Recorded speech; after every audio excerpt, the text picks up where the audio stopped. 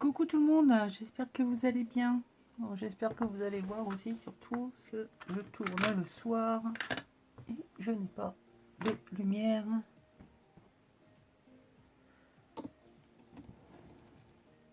appropriée pour tourner le soir. Bref, on se retrouve pour la présentation d'un des produits que j'ai pris chez Bibicraft, notamment le métier à tisser. Alors, j'ai déjà fait plusieurs essais, plus ou moins concluant, le temps que je me fasse un peu la main, que je trouve quelques petites astuces. Et je vous dirai que je n'ai toujours pas trouvé comment, à mon goût, attention, à mon goût, finir proprement le travail, que ce soit le finir par le haut ou le bas. Parce que ce genre de métier à tisser est bien souvent fait pour faire des créations que l'on va mettre au mur. Donc dans le haut, on passe un morceau de bois, on y met une ficelle, un machin, hop, et on l'accroche au mur. Le bas, on termine par des franges, et puis voilà, le tour est joué. Seulement moi, c'est pas ce que je veux.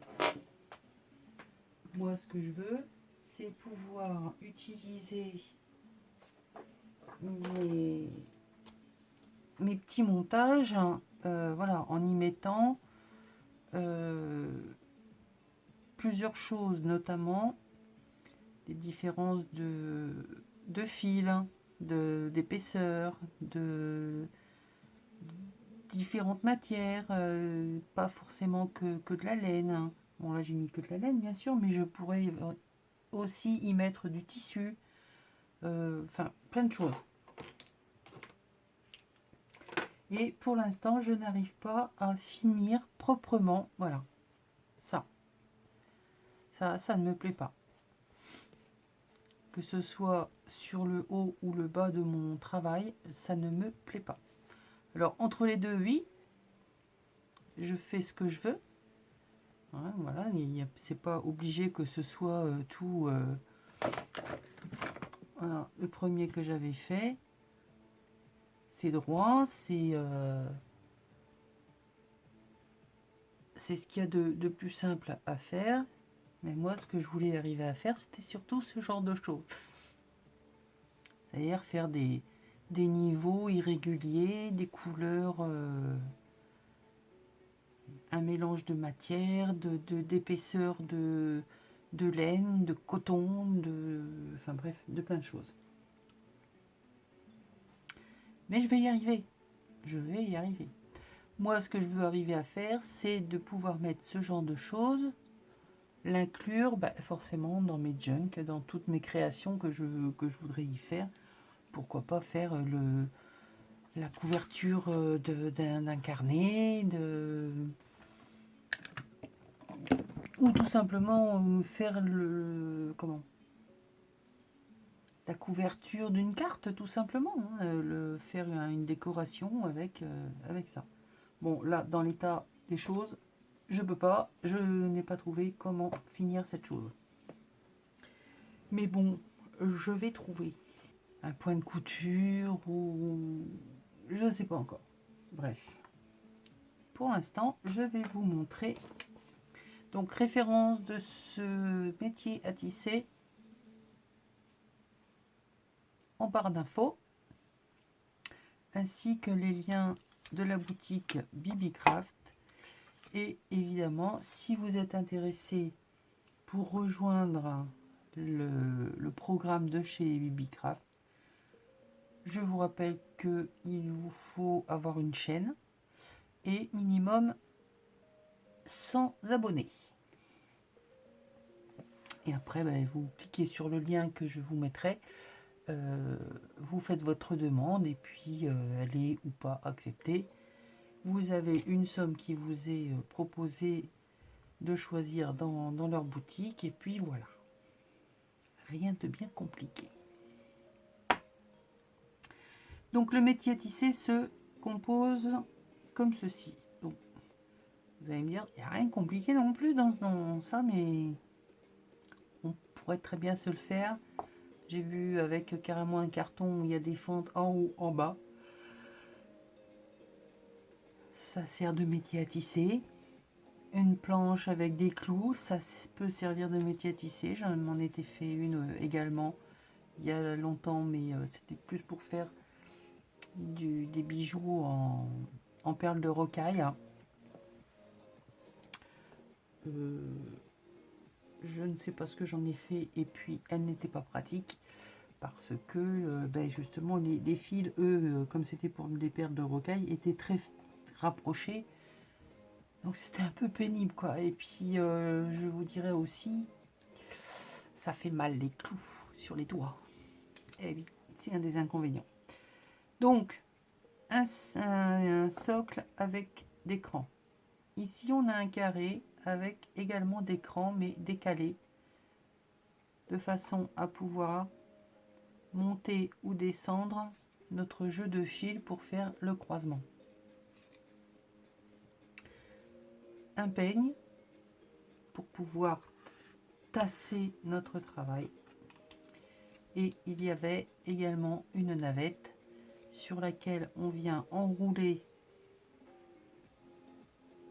Mais là, pour ce genre de petit travail, je trouve pas ça pratique parce que on ne peut pas mettre beaucoup de fils autour, sinon ça nous détend le travail, le fil. Je suis en train de chercher le nom, le fil de trame, voilà. Donc moi, je travaille avec une grande aiguille en plastique qui me servait pour coudre, faire mes assemblages de couture. Donc, vous voyez, elle est grande, hein, elle est aussi grande que la largeur du travail, ce qui équivaut à faire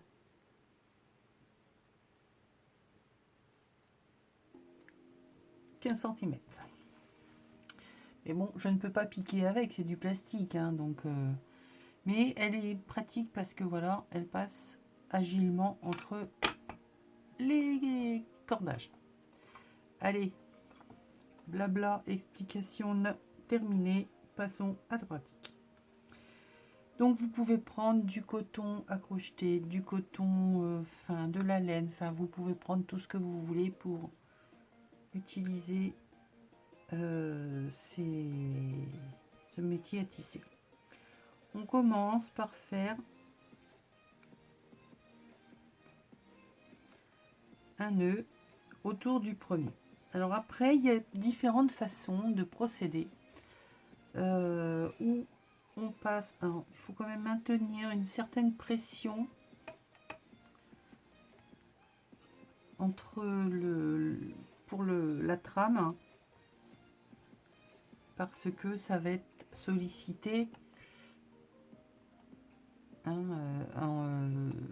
tout du long du travail. Donc, où vous faites vraiment du face à face. Et là, on va avoir un travail qui va être relativement... voilà, ça va être comme ça. C'est pas... Moi, personnellement, ça ne me plaît pas. C'est pas assez fin, c'est pas assez fini. C'est trop large. Donc, je vous montre directement, moi, ce que je préfère comme travail. Ça sert à rien de faire pour rien. Ce que je vais faire, je vais l'utiliser. Enfin, ce que je vais faire avec vous, je vais l'utiliser. Donc, je pars du début, je monte, je fais le tour. Je reviens me placer là sur mon point de départ. Je fais le tour du plot et je viens repasser ici.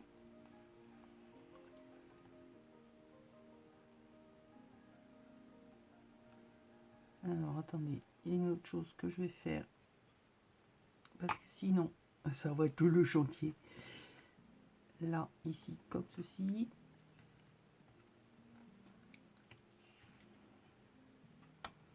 Voilà. Hop. Donc ici, je reviens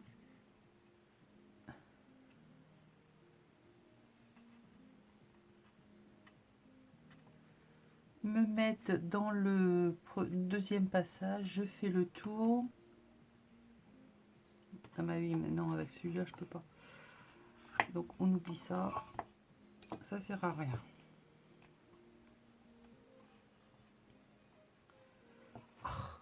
Je vous jure.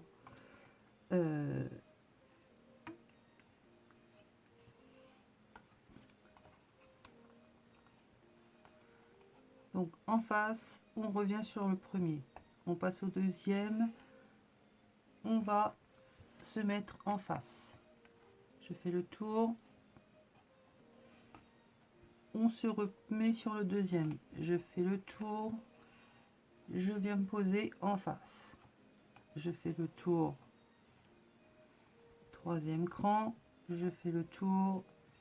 Je viens me mettre en face. Et ainsi de suite. Si bien que à chaque fois, je repasse 2 fois au même endroit. D'accord? Ce qui va permettre de me faire une trame beaucoup plus serrée pour un travail beaucoup plus fin, beaucoup plus fini.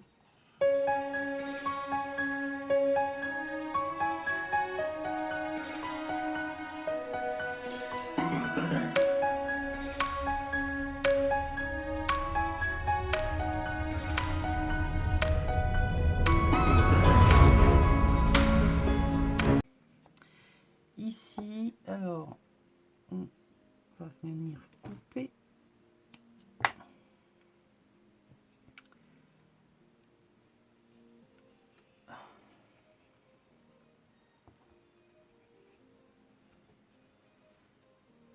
Donc ici, pour bien tenir, je fais toujours, comme disait mon papa, un tour pour rien.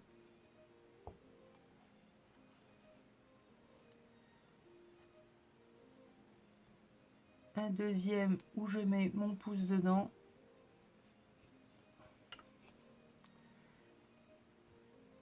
Et au passage, je repasse dans la boucle.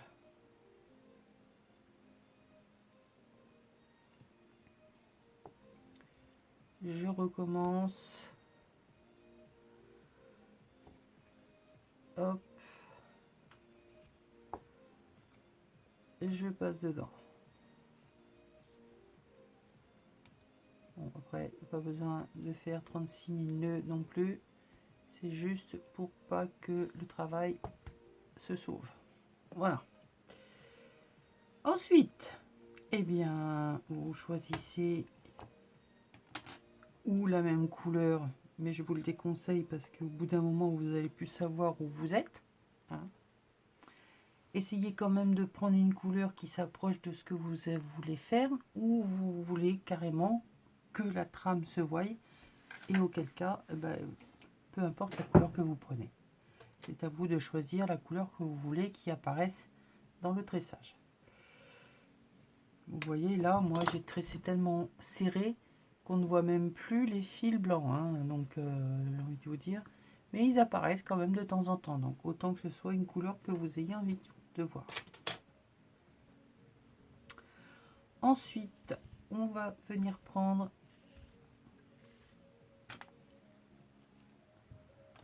un grand bout de laine, de coton, de fil, de ce que vous voulez. Eh bien, allons-y. Donc là, ça va être tout simple. On passe au-dessus ou en dessous pour le premier.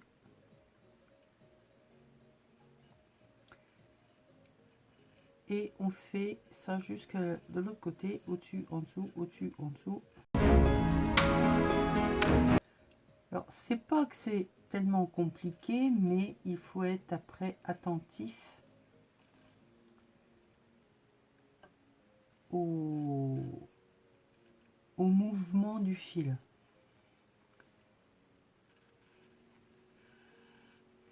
C'est pour ça que le carré est utile dans la mesure où lui soulève les fils et vous n'avez plus qu'à passer, vous n'avez rien à calculer. Mais bon, là, ça va pas être pratique puisque j'ai tout resserré. C'est pas grave. C'est une façon aussi de faire attention à ce qu'on fait. Hop.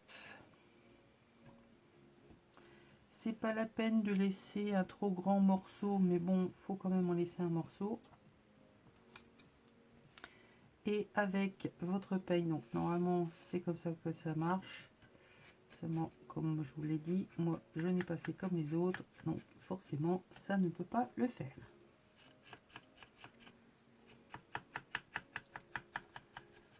On vient donc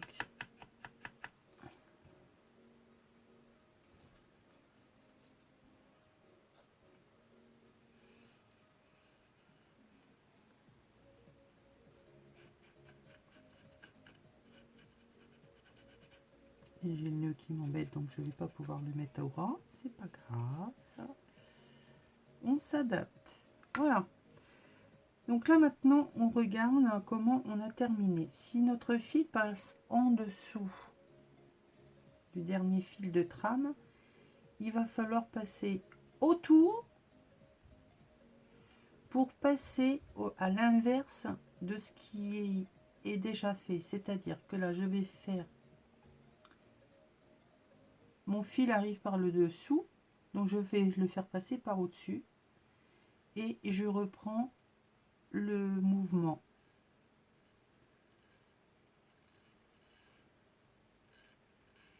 Qui m'est donné au point de départ.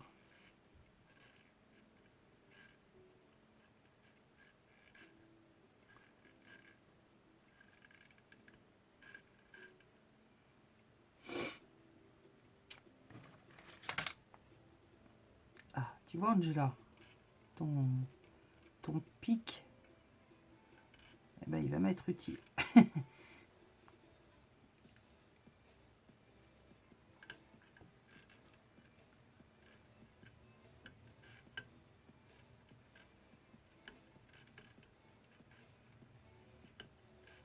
Hop. Et on termine comme ceci.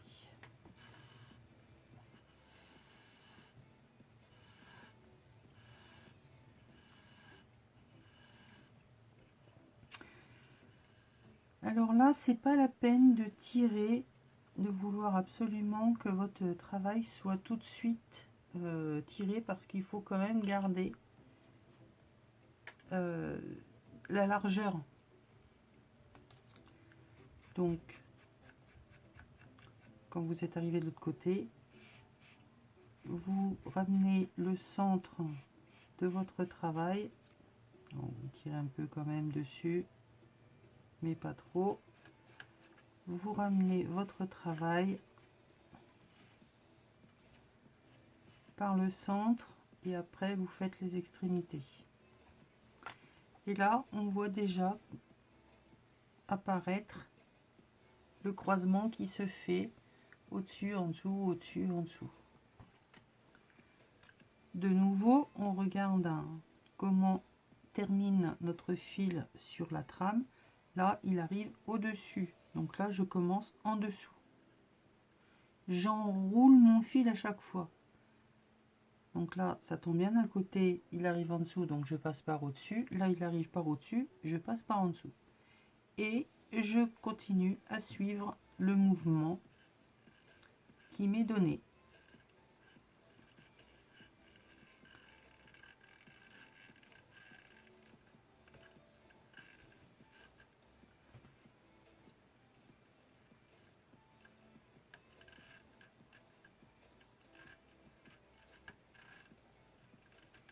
Bon, c'est quand même mieux quand il y a le bloc.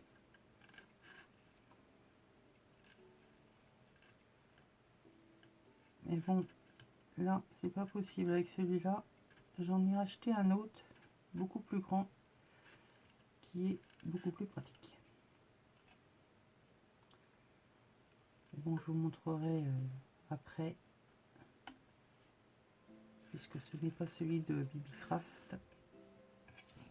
Donc celui-là va très bien, hein. C'est parce que il faut tout de suite que je voie les choses plus en grand. Pour vous faire la main, c'est vraiment très très bien. Ce truc là, ça n'arrête pas de glisser. Ça, c'est pas très très bien. Donc là, vous voyez, je ne tire pas trop dessus. Et je viens mettre mon fil au milieu avant de le tasser sur les côtés.